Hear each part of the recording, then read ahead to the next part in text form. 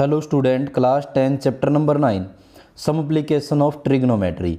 ये वाला जो चैप्टर है हमारा, जो ट्रिग्नोमेट्री हमने सीखी थी, उसके एप्लीकेशन मतलब उसके यूज हमें इस्तेमाल कहाँ कहाँ करने हैं, ये हमें सिखाता है कि ट्रिग्नोमेट्री कहाँ कहाँ ये यूज होती है।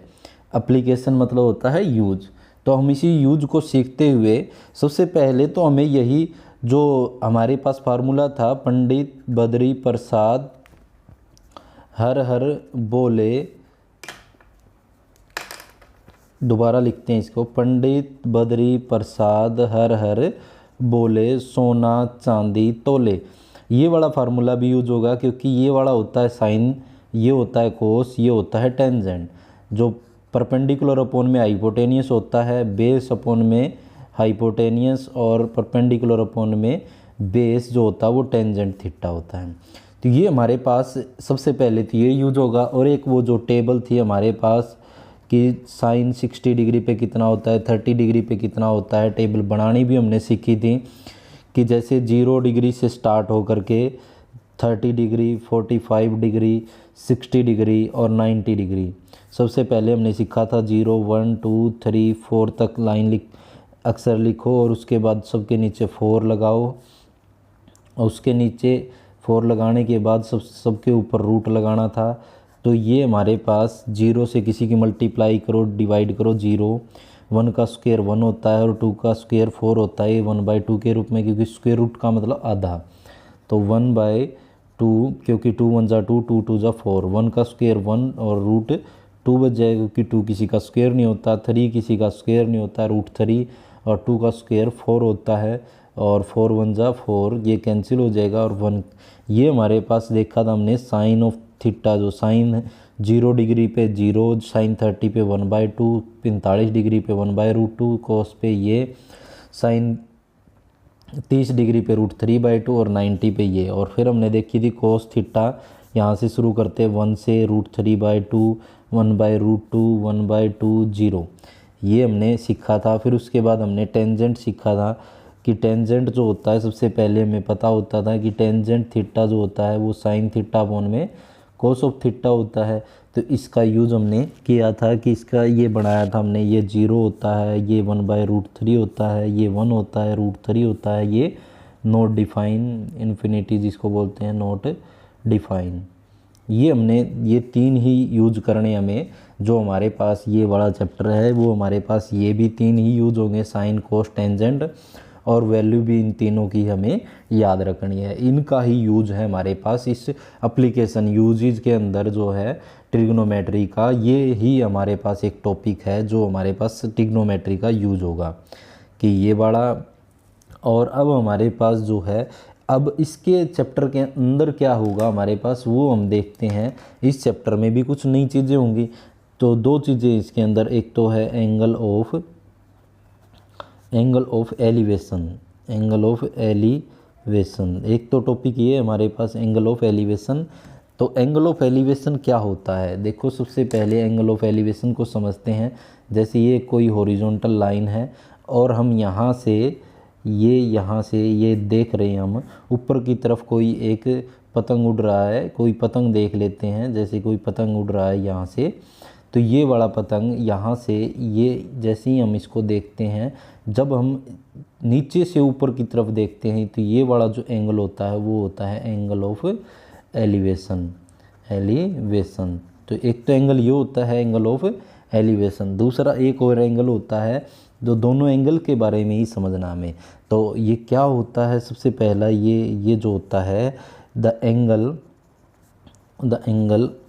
Above the horizontal.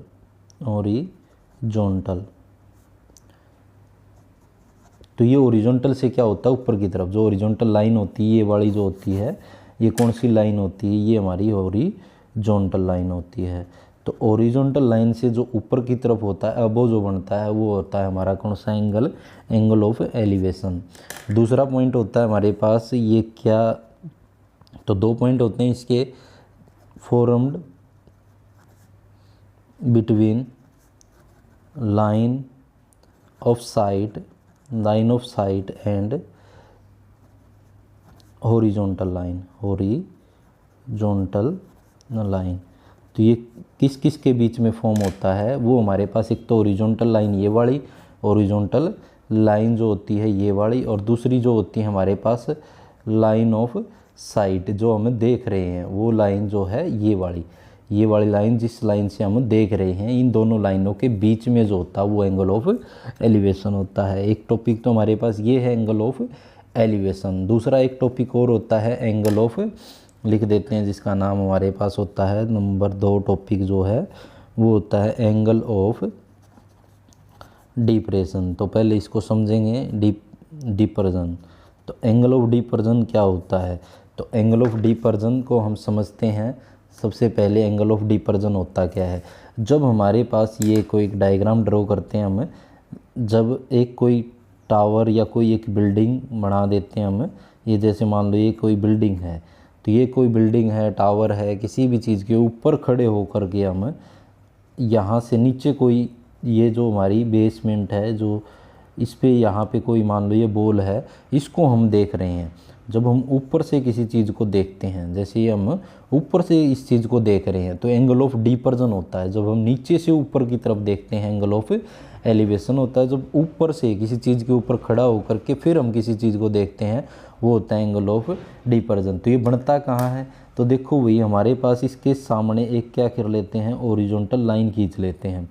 Horizontal line खींच लेते हैं, तो ये ओरिजेंटल लाइन और ये वाली फुटबॉल, इन दोनों के बीच का ये वाला जो एंगल होता है वो होता है एंगल ऑफ डिपर्जन।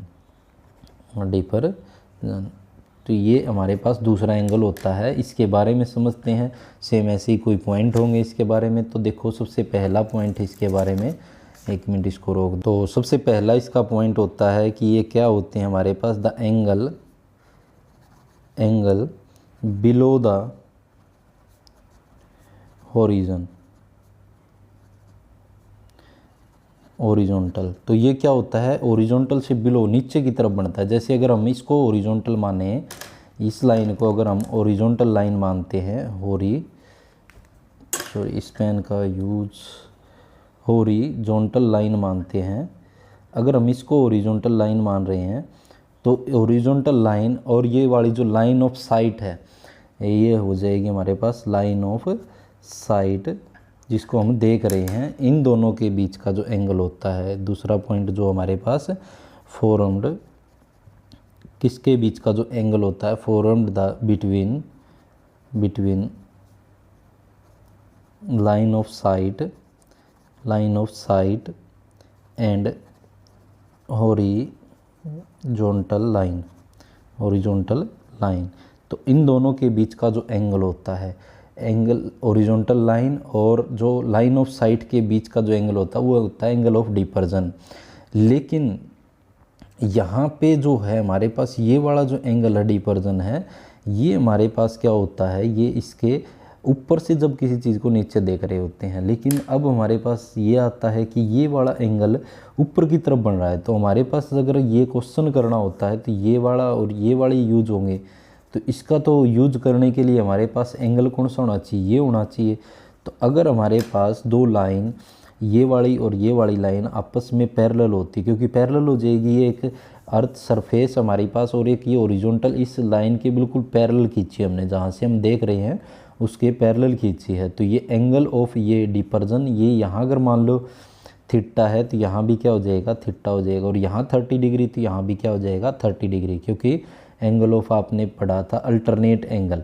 तो यहाँ पे क्या लग जाएगा, ये जेड टाइप का बन रहा है, तो ये क्या होता है, ये अल्टरनेट एंगल। तो इसी के कारण ये कौन सा हो जाएगा, अल्टरनेट एंगल। तो ये था हमारे पास इस चैप्टर का इंट्रोडक्शन। दो प्रकार के एंगल होते हैं, इन्हीं एंगल पे बेस, और फिर हमारे पास ये वाली टेबल का यूज करेंगे हम, टेबल और ये वाली फार्मूला था हमारे पास, इसका यूज करके हम इस पूरे चैप्टर को सोल्व आउट करेंगे। तो आशा है कि आपको समझ में आएगा इंट्रोडक्शन पार्ट। तो आगे हम इसी चैप्टर के वीडियो लेके चलेंगे। तो आशा है कि आप समझ रहे होंगे और इसको अच्छे से देख रहे होंगे। धन्यवाद।